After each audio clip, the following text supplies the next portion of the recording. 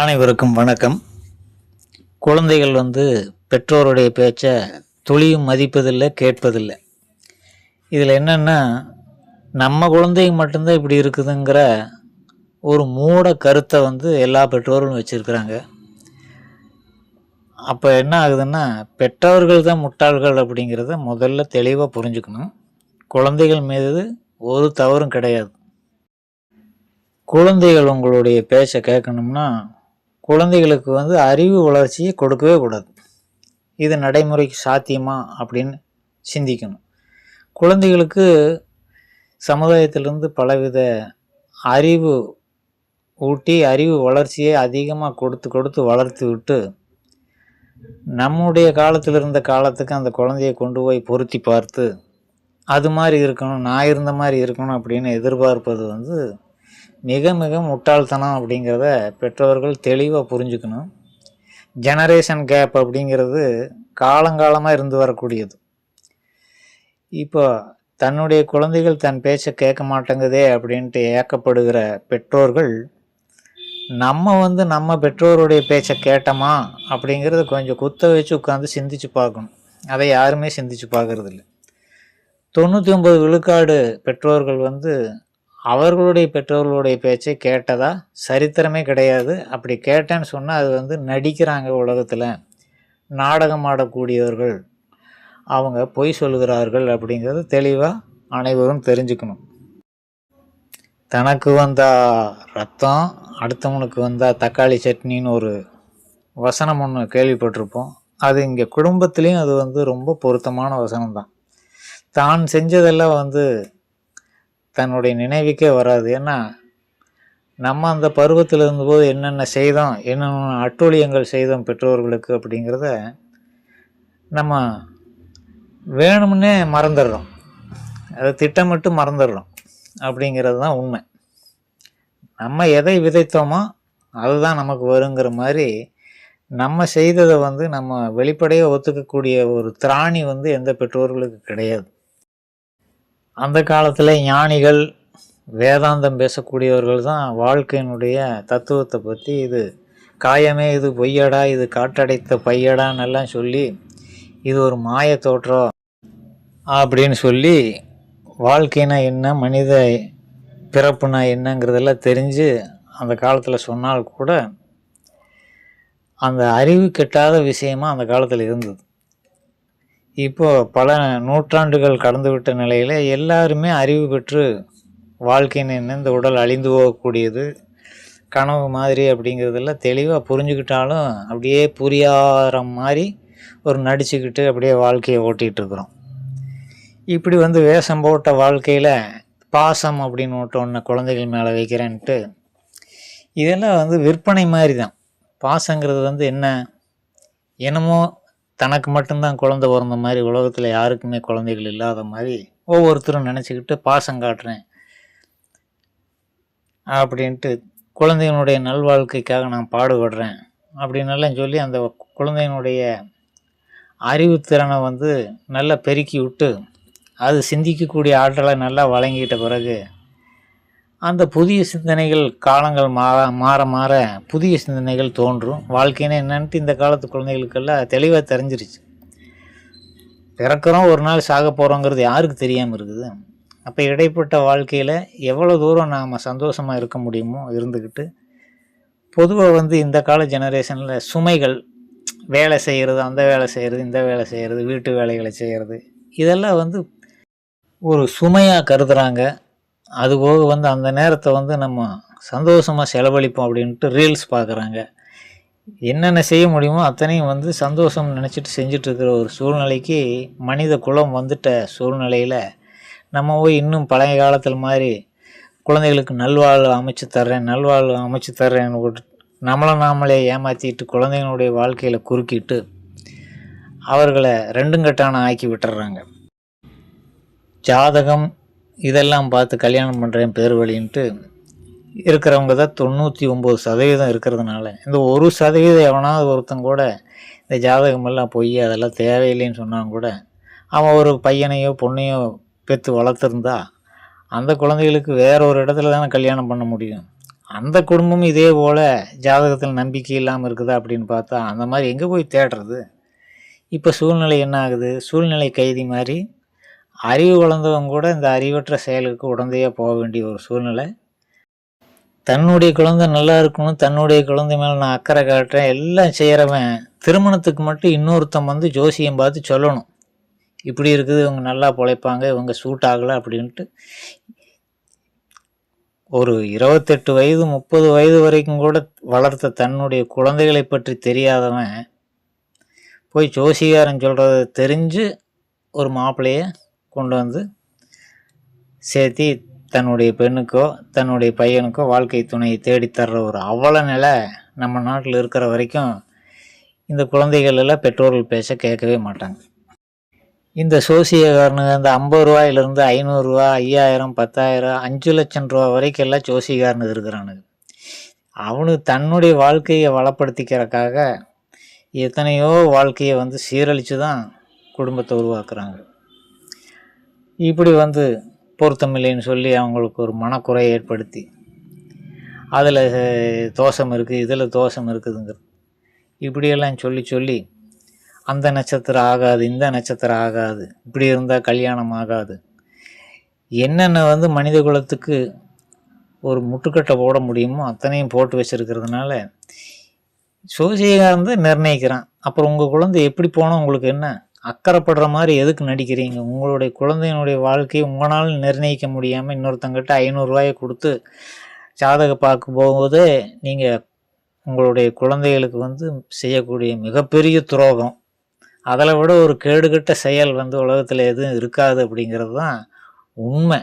அதை ஏற்றுக்கக்கூடிய மனப்பக்குவமோ ஒரு ஆண்மைத்தன்மையோ அதே போல் பெண்களுக்கும் இருக்கக்கூடிய அந்த மூட நம்பிக்கைன்னு சொல்லுவாங்க, இன்னும் என்னென்னமோ சொல்லுவாங்க. அதாவது நான் வந்து என் பையனுக்கோ பொண்ணுக்கோ என்னுடைய அறிவு சார்ந்து பொருத்தங்களை பார்த்து, உடல் பொருத்தம், மன பொருத்தம் இதையெல்லாம் பார்த்து நம்ம செஞ்சு வைக்கணும் அப்படிங்கிறது வந்து உண்மையிலுமே இருக்கிறவன் வந்து சோதிடத்தை நாட மாட்டான். உண்மையிலுமே குழந்தைகள் மேலே அக்கறை இருக்கிறவன், வருத்தப்படுறவன், குழந்தைகள் நல்லா இருக்கணும்னு நினைக்கிறவன் ஜோசியக்காரங்கிட்ட போக மாட்டான். எந்த முடிவாக இருந்தாலும் அவன் தானே எடுக்கணும், பெற்றவன் தான் எடுக்கணும், அதே போல் தாய் எடுக்கணும். இங்கே யார் எடுக்கிறாங்க? எவனோ ஒருத்தன் மரத்தடியில் உட்காந்துட்டு ஒரு பொண்ணுடைய வாழ்க்கையவோ பையனுடைய வாழ்க்கையோ நிர்ணயிக்கிறாங்கிற போது நமக்கு எதுக்கு அந்த பொறுப்பு? பெற்றவர்கள் அப்படின்னு எதுக்காக சொல்லிக்கிறீங்க? பெற்றவன் வந்து நீ எதையுமே வந்து முடிவு செய்ய மாட்டேன், அதை இன்னொருத்தன் பொறுப்பில் விடுவேன், எவனே தெரியாதவன், அவனுக்கு காசை வேறு கொடுக்கணும் அவன் சொல்கிறவனுக்கு. இப்படி இருக்கிற ஒரு கேடுகட்ட சமுதாயத்தில் எல்லாம் நடிச்சுட்டு தெரிகிறானுங்க. என்னன்ட்டு என் குழந்தை நல்லா இருக்கணும், என் குழந்தை நல்லா இருக்கும். எவனோ முடிவு செய்யக்கூடிய வாழ்க்கை எப்படா நல்லா இருக்குது அப்படின்ட்டு மண்டையை பிடிச்சி ஆட்டி கேட்டோம்னா பிதுக்கான்னு முழிப்பானுது. எல்லா பெற்றவனுங்களும் தான். நாய் குட்டி ஓடுது, ஆடு குட்டி ஓடுது, எல்லாமே மிருகங்களும் தனக்குன்னு இனப்பெருக்கத்தை பண்ணுது. அந்த மாதிரி பண்ணி வச்சுக்க வேண்டியது. தன்னுடைய குழந்தையினுடைய வாழ்க்கைக்கு அறிவு சொன்னால் அது கேட்க மாட்டேங்குதுன்னா குழந்தையிலேருந்தே வந்து நல்ல விஷயங்களை சொல்லி கொடுக்கும். நம்ம உட்காந்துட்டு ஊர் கதைகளை பேசிட்டு போனது வந்தது கெட்ட விஷயங்களையெல்லாம் வந்து பார்த்து செய்யும் பொழுது அது குழந்தைகளை அது பார்த்து வீட்டுக்குள்ளேயே ஒருத்தர் பேச்ச மனைவி பேச்ச கணவன் கேட்க மாட்டான், கணவன் பேச்ச மனைவி கேட்க மாட்டான். இதே முரண்பாடாக இருக்கிற ஒரு வாழ்க்கை சூழ்நிலையில் வளர்கிற குழந்தைங்க பின்னாடி இவங்க 2 பேர் பேச்ச கேட்கணுன்ட்டு என்ன நியதி இருக்குது? ஏதாவது அதில் வந்து அர்த்தம் இருக்குதா அப்படிங்கிறது யாருமே யோசிக்கிறது இல்லை. பொண்டாட்டி புருஷன் பேச்ச கேட்க மாட்டா, புருஷன் பொண்டாட்டி பேச்ச கேட்க மாட்டா. 2 பேர் எலியும் பூனையும் மாட்டி குழந்தைக்கு முன்னாடியே எல்லா வேலைகளையும் பண்ணிகிட்டு இருப்பாங்க. அதுக்கு பிறகு வந்து குழந்தை வந்து இவங்க 2 பேர் பேச்ச கேட்கணும்னா இது என்ன ஒரு மூடத்தனம்னே நமக்கு புரிய மாட்டேங்குது. பல பேர் என்ன நினச்சிக்கிறாங்கன்னா ஒரு குழந்தை வந்துட்டு இவங்க பெரிய பெற்றோர்கள் ஆகிட்டாங்க அப்படின்னு போட்டு அதை ஸ்கூலுக்கு கொண்டு போய் விடுறது, என்னென்னமோ சேவைகள் செய்கிறேன் பேர் வழின்ட்டு ஊருக்காக நாடகம் ஆடிக்கிட்டு அப்படியெல்லாம் பண்ணிகிட்ருப்பாங்க. குழந்தைக்கு எந்த விதமான அறிவையும் வழங்கக்கூடிய ஆற்றல் இவர்களுக்கு இல்லாத போது அது எப்படி வந்து குழந்தைய நல்ல வழியில் வளர்த்த முடியும்? நம்ம அறிவில்லாமல் வளர்த்துனா குழந்தை அப்புறம் அப்படித்தான் வளரும். நம்ம பேச எப்படி கேட்கும்? நமக்கே அறிவு கிடையாது. அப்புறம் குழந்தைகிட்ட அறிவை வந்து எப்படி எதிர்பார்க்க முடியும்? அது சமுதாயத்துக்குள்ளே போய் பல விஷயங்களை கற்றுக்கிட்டு இந்த வாழ்க்கையை நிஜம் அப்படின்னு நினச்சிக்கிட்டு அது தன்னுடைய முடிவை தானே எடுக்கணும் அப்படிங்கிற ஒரு முனைப்பை வந்து யார் கொடுத்தது? பெற்றவங்க தான் அந்த குழந்தை முன்னாடி சொல்லி சொல்லி அதை பழக்கி விட்டுருக்குறாங்க அப்படிங்கிறதான உண்மை. ஒரு 100 ஆண்டுகளுக்கு முன்பெல்லாம் வந்து 50 வயசு கடந்தவங்க தான் பெற்றவங்க பேச்சை கேட்க மாட்டாங்க. அப்புறம் ஒரு 50 ஆண்டுகள் கழித்த பிறகு பார்த்தா 40 வயசுக்கு மேற்பட்டவன் பெற்றவங்க பேச்சை கேட்க மாட்டான். அறிவு வளர்ந்துகிட்டே வருது. அப்புறம் 30, 20, இப்போ வந்து 5 வயசுலேயே குழந்தைங்க பெற்றவங்க பேச்சை கேட்கறது இல்லை. அந்த அளவுக்கு நாலேஜ் வளர ஆரம்பிச்சிருச்சு, தன்முனைப்பு உருவாக ஆரம்பிச்சிருச்சு. இது வந்து பரிணாம வளர்ச்சின்னு ஒரு பகுதிங்கிறத முதல்ல எல்லாரும் புரிஞ்சுக்கணும். அவங்க உன் பேச்சை கேட்க, நீ பெற்றுட்டேங்கிறதுக்காக உன் பேச்சை கேட்கணுன்ட்டு எந்த ஒரு சட்டத்துலேயுமே கிடையாது, இறைவனுடைய சட்டத்திலேயே கிடையாது அப்படிங்கிறத புரிஞ்சுக்கணும். நம்ம முதல்ல ஒரு 100 வருஷத்துக்கு முன்னால் காதல் கல்யாணம் பண்ணவங்க என்ன பண்ணுவாங்க?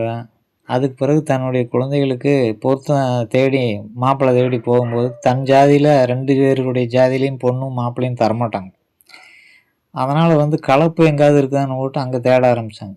இப்படியே கொஞ்சம் கொஞ்சமாக சமுதாயம் வந்து முழுக்க எல்லாம் கலப்பாகி போய் எவன் எந்த ஜாதின்னே தெரியாத அளவுக்கு, எவன் எவனுக்கு பிறந்தான்னு தெரியாத அளவுக்கு மாறிவிட்ட சூழ்நிலையில் அப்புறம் நம்ம வந்து பல கலப்பினுடைய ஜீன்கள் கலந்து போன போது அறிவு வளர்ச்சி அதிகமாச்சா கம்மியாச்சாங்கிறத விட பொதுவாக வந்து குணங்களே வந்து ஒரு பாரம்பரியமாக இருந்துட்டு வந்தாங்க கூட அது அப்படியே வாழையடி வாழையாக வந்து சொல் பேச்சு கேட்கக்கூடிய ஒரு புத்தி குழந்தைகளுக்கு வரும். இப்படி ஏகப்பட்ட கலப்பு வேற ஆகி போய்விட்ட சூழ்நிலையில் இந்த ஜீன் அந்த ஜீனை கேட்காது, உடம்புக்குள்ளேயே வந்து முரண்பாடான ஜீன்கள் இருக்கும் பொழுது அப்புறம் என்னத்தை சொல்ல? கழுதையும் நாயும் கல்யாணம் பண்ணி ஒரு குட்டி போட்டுதுன்னா அது கழுதையாவோ நாயாவோ இருந்திருந்தா கூட கழுதைக்குட்டி கழுதையுடைய பேச்சை கேட்கும், நாய்க்குட்டி நாயோடைய பேச்சு கேட்கும். இது ரெண்டுக்கு சம்மந்தம் இல்லாமல் பூனைக்குட்டியாக வந்து பிறந்துருச்சுன்னா அந்த பூனைக்குட்டி 2 பேர் பேச்சை கேட்குமா? அப்படிங்கிறதெல்லாம் சிந்திச்சு பார்க்கணும். பல விஷயங்கள் நமக்கு வந்து அறிவு கெட்டாத விஷயங்கள் பல நம்ம உடம்புலையே இருக்குது. அதெல்லாம் எத்தனையோ கலப்பாகிவிட்ட சூழ்நிலையில் முரண்பாடுகளின் மொத்த உருவமாக மனித இனம் வந்து வளர்ந்து போச்சு. புருஷன் பொண்டாட்டிக்குள்ளேயே முரண்பாடு.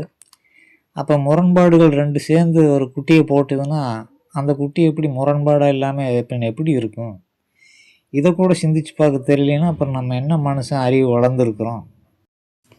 இந்த பெற்றோர்கள் பாசம் மாதிரி அண்ணன் தம்பி பாசம் அப்படின்னு போட்டு இந்த பொட்ட பிள்ளைகளுக்கு காலங்காலமாக இருக்குது. இவனுக்குள்ள எந்த மூலையிலிருந்து எந்த எலிவங்கிலிருந்து கிளம்பி வர்றானுன்னு தெரியல. அப்படி ஒருத்தன் வந்தான், நான் கேட்ட கேள்வியில் பின்னங்கால் பிடரையில் அடித்து ஓடினவன் தான். அதுக்கு பிறகு நம்ம ஏரியா பக்கமே வருது. ஏண்டா உன் குடும்பத்தில் பிறந்து உங்களோட தங்கச்சின்ட்டு வளர்ந்தா ஓகே, நீ கல்யாணம் பண்ணி கொடுத்தனா அது இன்னொருத்தன் பொண்டாட்டி ஆகிடுது. இன்னொருத்தன் பொண்டாட்டினுடைய கஷ்டத்துலேயோ நஷ்டத்துலேயோ நீ வந்து கேள்வி கேட்க எந்த ஒரு தகுதியும் உனக்கு கிடையாது. நீ பிறந்தீங்கன்னா நீ ஒட்டுக்காகவே வாழ முடியுமா வாழ்நாள் முழுக்க? அதனால் இந்த மாதிரி எல்லாம் கேள்வி கேட்கக்கூடாதுன்னு சொல்லி அவனுக்கு அறிவுறுத்தி நான் வந்து ஒரு நிகழ்ச்சியில் அவனை அனுப்பிச்சி வச்சேன். திறம்பட வந்து அறிவோடு அவன் திரும்பி போனான். அந்த மாதிரி எல்லா விஷயங்களையும் சற்று யோசித்து பார்க்கணும். கல்யாணம் ஆகாத வரைக்கும் தான் உனக்கு தங்கச்சி. கல்யாணம் ஆகிட்டா அவன் இன்னொருத்தன் பொண்டாட்டி இல்லையா? அதில் போய் உரிமை கொண்டாடுறது. நீ கல்யாணம் ஆகிட்டாலே அந்த உறவு முறிஞ்சு போகுதுங்கிறது உண்மை. ஆனால் என்ன பண்ணுறான், நம்ம தங்கச்சி அண்ணன் அப்படின்னு போட்டு பொய் பாசம் வச்சு நடிச்சுக்கிட்டு ஊருக்காக நாடகம் ஆடிட்டு திரிகிறாங்க அப்படிங்கிறத உண்மை. இது வந்து உண்மையான அன்போடு திருமணம் வந்தோடனே இந்த பெத்த வீட்டை கழட்டி விட்டாச்சுன்னா அந்த பொண்ணு நல்லா வாழ்வாள். ஏன்னா வந்து இந்த போக்கிடம் இல்லாதனால திறம்பட உண்மையான அன்போட கணவனோட வாழ்வாள். இது எந்த குடும்பத்துலேயுமே இல்லாத காரணத்தினால இத்தனை பிரச்சனைகள், முரண்பாடுகள். அப்புறம் வந்து குழந்தை மட்டும் நம்ம பேச கேட்கணும். இதெல்லாம் என்ன ஒரு அடிப்படை அறிவியல் அப்படின்ட்டு மனநோய் பிடிச்ச சமுதாயமாக இருக்கிறதுனால இதை தெளிவாக விளக்க வேண்டியதாக இருக்குது. பெண் குழந்தைகளை பொறுத்த வரைக்கும் திருமணம் ஆகும் வரை பெற்றோர்கள் வீட்டில் இருக்கிற வாழ்க்கை தான் சிறந்த வாழ்க்கை. அதுபோல் ஒரு சந்தோஷமான வாழ்க்கையை புகுந்த வீட்டில் போய் ஒருபோதும் அனுபவிக்க முடியாது, கிடைக்காதுங்கிறது எல்லா பெண்களுக்கும் தெரியும். தெரிஞ்சும் கொடுத்துட்டு அந்த குழந்தைகளை பிடிச்சிட்டு டார்ச்சர் பண்ணிவிட்டு கல்யாணம் பண்ணிக்க அதை பண்ணிக்க நேரங்காலத்தில் பண்ணிக்க. சோசிகாரன் சொன்னான் இதை விட்டோம்னா உனக்கு 40 தான் நடக்குங்கிறான், நடக்காதுங்கிறான். அந்த சோசிகாரன் எல்லாம் பிடிச்ச எல்லாத்தையும் மூட்டை கட்டி கடலில் கொண்டு போய் தள்ளிட்டோம்னா எல்லா குழந்தைகளும் கண்டிப்பாக நம்ம பெற்றவங்க பேச்ச கேட்பாங்க. ஒரு குழந்தை நல்லா பிழைக்கணும்னா அது அறிவாற்றல் பெறணும், சிந்தித்து செயல்படணும், நல்லது கெட்டது அதுக்கு தெரியணும். அதையெல்லாம் ஊட்டி வளர்த்து விட்டுறணும். மீன் குஞ்சுக்கு போய் மறுபடியும் நீந்த கற்றுக் கொடுத்துட்டு இருந்தால் அதுபோல் ஒரு பைத்தியகாரத்தான உலகத்தில் வேறு ஏதாவது இருக்குது. அந்த மாதிரி தான் எல்லா பெற்றோர்களையும் செஞ்சிட்ருக்குறாங்க. பெருசாக பாசம் வச்சுருக்காங்க அப்படின்ட்டு உலகத்தில் நடிச்சுட்டு திரியிறவங்க தான் இந்த பெற்றோர்கள். தண்ணி தெளித்து விட்ட மாதிரி குழந்தைகளை விட்டுட்டு அது பாட்டுக்கு அது என்ன வாழ்க்கை அமைப்பு இருக்குது அதை அனுபவிச்சுட்டு போட்டு நல்லதை அனுபவிச்சா மட்டும் நீ, அதாவது குழந்தைகள் சந்தோஷமாக இருக்கும்போதே இவன் கவலைப்பட்டுட்டு இருப்பான் எதிர்காலத்தை பற்றி. குழந்தைங்க வாழ்க்கை என்ன ஆயிருமோ, நாசமாக போயிருமோ, இப்படியெல்லாம் போயிருமோ அப்படியெல்லான்ட்டு இவன் மனோவியாதியில் கற்பனையில் உலாத்திக்கிட்டு இருப்பான். அது சந்தோஷமாக இருக்கிற வரைக்கும் அதை பார்த்து சந்தோஷப்படாமல் அதை பார்த்து குழந்தைகள் சந்தோஷமாக இருக்கிறத பார்த்து வருத்தப்பட்டுட்டு இருக்கிறது தான் பெற்றோர்களுடைய வேலையாக இருக்குது. இப்படி தான் உலகம் முழுக்க இருக்கிறானுங்க. இதே ஒரு கால சூழ்நிலையில் அந்த பையனுடைய அல்லது தன்னுடைய மகளுடைய வாழ்க்கையை ஏதாவது விபரீதமாகவோ அல்லது சரியில்லாமல் ஒரு அமைப்பாக அமைஞ்சிருச்சுன்னா என்ன பண்ணுறது, அவள் தலையெழுத்து அப்படின்ட்டு சைஸாக நழுவிடுவானுங்க. அப்போல்லாம் கவலைப்பட மாட்டானுங்க.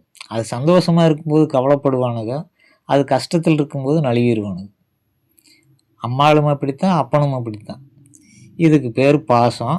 இதை நம்ம நம்பணும். பார்த்துங்களேன், உலகம் முழுக்க இப்படி தான் வச்சுக்கிட்டு எல்லோரும் ஏமாற்றிட்டு தெரிகிறானுங்க பெற்றோர்கள் அப்படிங்கிற பேரில். கிறுக்கு உலகமாக இருக்குது.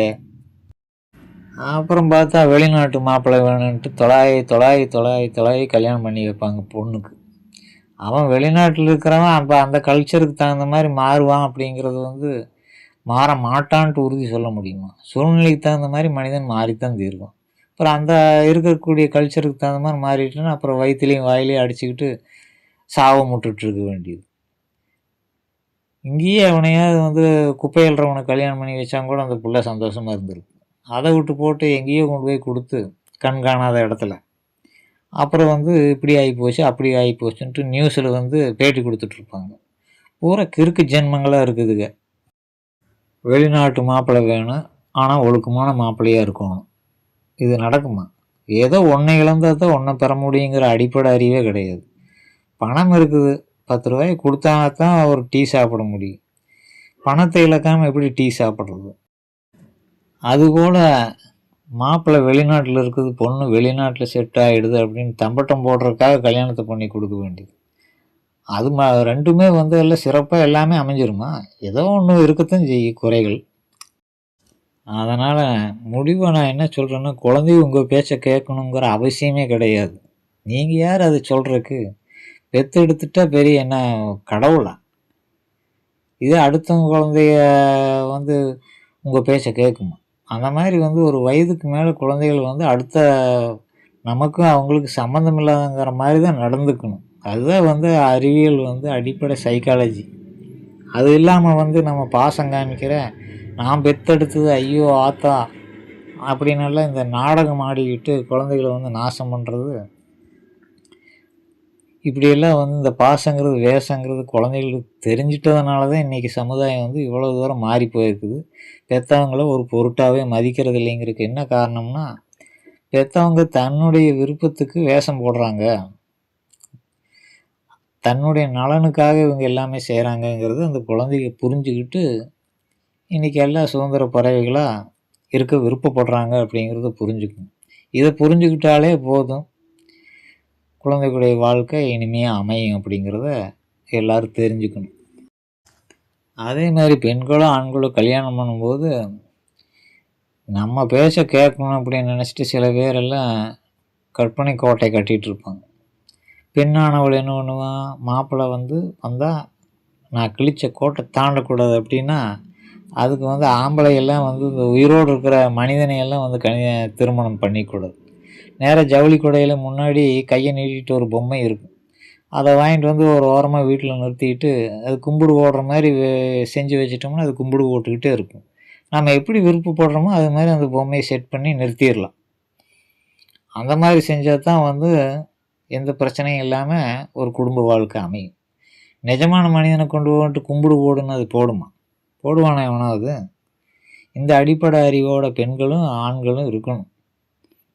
எதிர்பார்ப்புகளெல்லாம் வச்சுட்டு ஒரு வாழ்க்கை ஆரம்பித்தோம்னா அது தோல்வியில் தான் போய் முடியும். எந்த எதிர்பார்ப்பு இருக்கக்கூடாது. அவங்க எப்படி வர்றாங்களோ அவங்கள அப்படியே ஏற்றுக்கணும். அவங்களுக்கு குணங்கலன்கள் எப்படி வேணாலும் இருக்கலாம். அதை முழுமையாக ஏற்றுட்டா தான் இனிமையான வாழ்க்கை. சரி, ரொம்ப நேரம் கருத்து சொல்லி இனத்தை புரிஞ்சது என்னமோ. மொத்தத்தில் வந்து பெற்றவங்க வந்து குழந்தைங்க தன்னுடைய பேச்சை கேட்கணுங்கிற ஒரு மூட நம்பிக்கையிலெல்லாம் இருக்க வேண்டாம். அது அடிப்படை முட்டாள்தனம். கேட்கணுங்கிற அவசியம் கிடையாது. இனிமேல் எல்லாம் அதுக்கான சாத்தியக்கூறுகளே அடுத்த ஜெனரேஷனில் கிடையாதுங்கிறத புரிஞ்சுக்கிட்டு நல்ல ஒரு பவ்யமாக பெற்றோர்கள்னால் தங்களை மாற்றிக்கணும். குழந்தைகள்லாம் மாற மாட்டாங்க. குழந்தைங்க எதை விரும்புகிறாங்களோ அதுக்கு தகுந்த மாதிரி பெற்றவங்க மாறி அது கிணத்துல விழுகுதுன்னு சொன்னாலும் கூட நம்ம சரி விழுன்னு தான் சொல்லணும். அதுதான் இன்றைய கால சூழ்நிலை.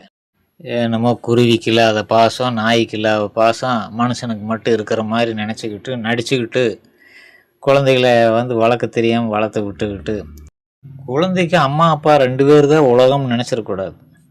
இவன் உலகம் மிகப்பெரியது. அதில் பலவிதமான மனிதர்களையும் பலவிதமான வாழ்க்கை முறைகளையும் அவங்க தெரிஞ்சுக்கிறாங்க. அப்படிங்கும்போது இந்த 2 பேர் வந்து கடலில் கரைத்த பெருங்காயம் மாதிரி தான் பெற்றவங்க அப்படிங்கிறத முதல்ல தெளிவாக புரிஞ்சுக்கணும். குழந்தைகளை பொறுத்த வரைக்கும் பெற்றோர்கள் வந்து கடலில் கரைத்த பெருங்காயம் அப்படிங்கும்போது இவ்வளோ பெரிய உலகத்தில் எத்தனையோ பேரை சந்திக்கிறாங்க, எத்தனையோ அனுபவங்கள் இருக்குது.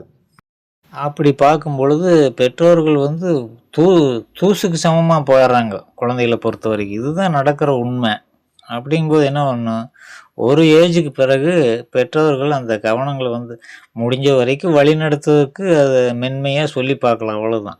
கட்டளையிட்டு நமக்கு கீழ்ப்படியணும்னால எதிர்பார்த்தா அது போல ஒரு முட்டாள்தனம் எதுவுமே கிடையாதுன்னு சொல்லிட்டு, இது போன்ற இன்னும் பல சிக்கலான விஷயங்களை தெளிவாக கையாள்வது எப்படி அப்படிங்கிறத நம்ம அடுத்த வீடியோவில் பார்ப்போம். திரும்ப ஒன்று சொல்கிறேன், குழந்தைகள் நீங்கள் எது சொன்னாலும் ஆப்போசிட்டில் தான் செயல்படுவார்கள். இதுதான் உலக நியதி. நீங்கள் கிணத்துல குதிக்காதீங்கன்னு சொன்னீங்கன்னா குதிச்சிருவாங்க, குதின்னு சொன்னால் குதிக்க மாட்டாங்க. இவ்வளோதான் ஒரு சின்ன உதாரணம். அதனால் குழந்தைகளுக்கு அறிவுரை சொல்கிற வேலையெல்லாம் ஆகாது. உங்கள் வேலை என்னமோ அதை பாருங்கள். 2 பேர் அம்மா அப்பா 2 பேர் இருக்கிறீங்களா, குழந்தைங்க அவங்க வேலையை அவங்க பார்த்துக்குவாங்க. நீங்கள் உங்கள் வேலையை பார்த்து கடைசி காலத்தை எப்படி காலம் தள்ளுறது அப்படின்னு பார்த்துட்டாலே போதும். மற்றதெல்லாம் அவங்க பார்த்துக்குவாங்க அப்படிங்கிறத சொல்லிவிட்டு இன்னொரு வீடியோவில் சந்திப்போம்.